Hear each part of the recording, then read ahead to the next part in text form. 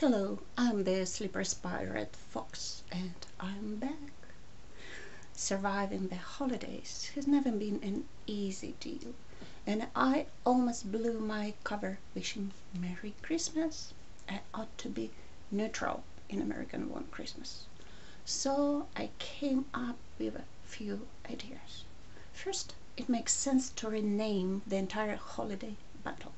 For example, Thanksgiving could be called FBI holiday. Who remembers the Indians during Thanksgiving? The story about accepting locals' help and then cheating helpers out of their real estate won't be too festive. Roasted turkey does much better. And Christmas could be called STD holiday.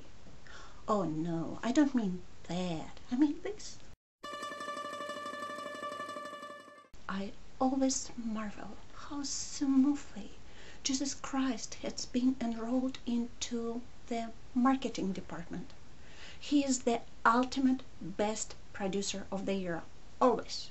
He upsells everything from toys to electronics. Yet it makes sense to substitute controversial Santa with a Soviet Grandpa Frost, who is totally bipartisan. I mean non-denominational. He seems to be single, but has a leggy blonde granddaughter who would do great in advertising, especially with some Barbie-style makeover. And Ruskies have snow woman instead of snowman.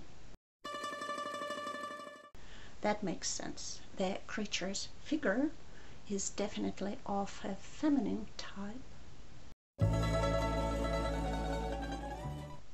The other war that I reported to the center was the Morse War that half-term agent Sarah Palin started in opposition to Michelle Obama's anti-obesity campaign. Now, 1 in 10 Americans has diabetes, and soon the number will be 1 in 3.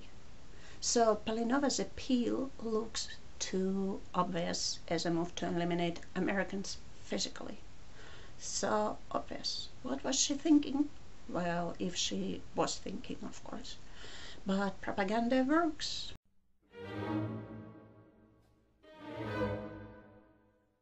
In that war, Palinova seemingly sacrificed her own child. Speaking of physical fitness of their teens, these two mothers, Obama and Palinova, performed quite differently.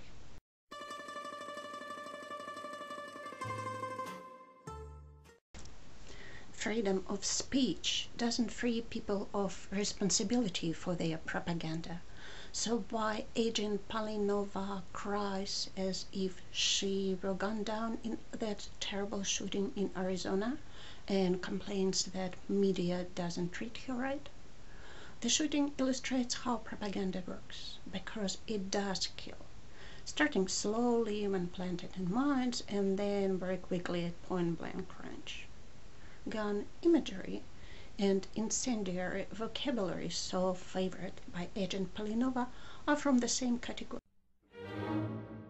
And stating that the Arizona killer wasn't political,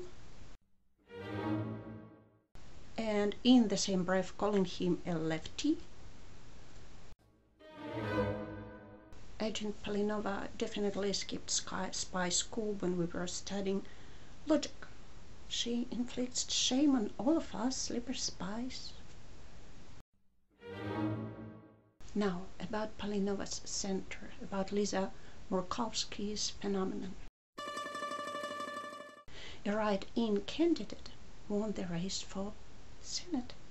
We know freestanding fireplaces, but freestanding candidate who rides neither of these animals,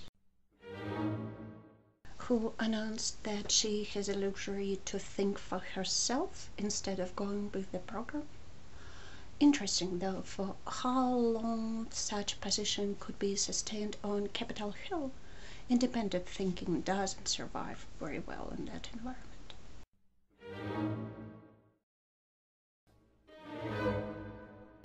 Last time, I promised to unveil some strategic secrets that sleeper spies gather in American suburbia.